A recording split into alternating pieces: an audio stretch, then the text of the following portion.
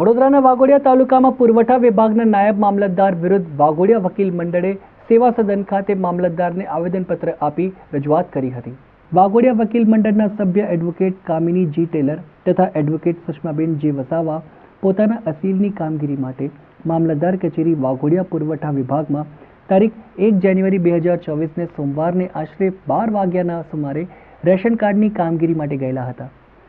તેમના અસીલ તેઓને સમજ ન પડતા સાથે લઈ ગયેલા તે સમયે ફરજ પરના અધિકારી નામે અમિતાબેન જાની, જેઓ નાયબ મામલતદાર પુરવઠા વિભાગમાં ફરજ બજાવે છે,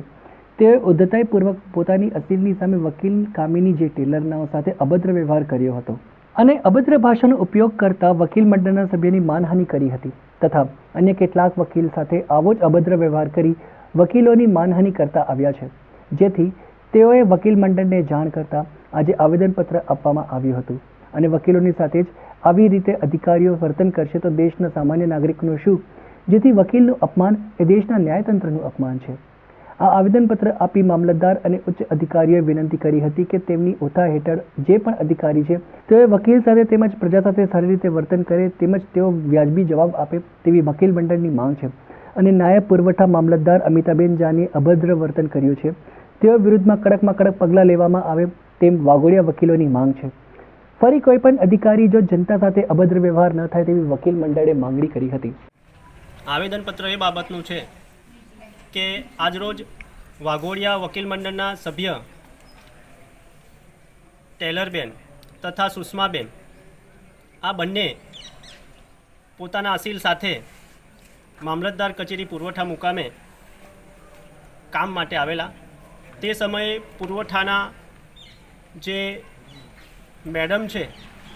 જેઓનું નામ અરુણાબેન છે, તેઓ નાયબ મામલતદાર પુરવઠા છે, તેઓએ વકીલ સાથે અરજી લેતાની પહેલાં જ તેઓની અરજી ટેબલ પર નાખી દીધી અને વકીલ સાથે અભદ્ર વ્યવહાર કર્યું। એમને જણાવ્યું કે તમારે વકીલોએ જ કોર્ટમાં જ વકીલાત કરવાની, આ મામલતદાર ઓફિસમાં તમારે આવવાનું નહીં અને મામલતદાર ઓફિસ આ મારી ઓફિસ છે, હું આ ઓફિસની રાજા છું। તેવી રીતે પણ આ અગાઉ પણ એ રોહિત સોલંકી અને બીજા અન્ય 3 વકીલો સાથે પણ આ રીતે વ્યવહાર કરેલો, અભદ્ર વ્યવહાર કરેલો છે। એટલે હું કલેક્ટર શ્રી જિલ્લા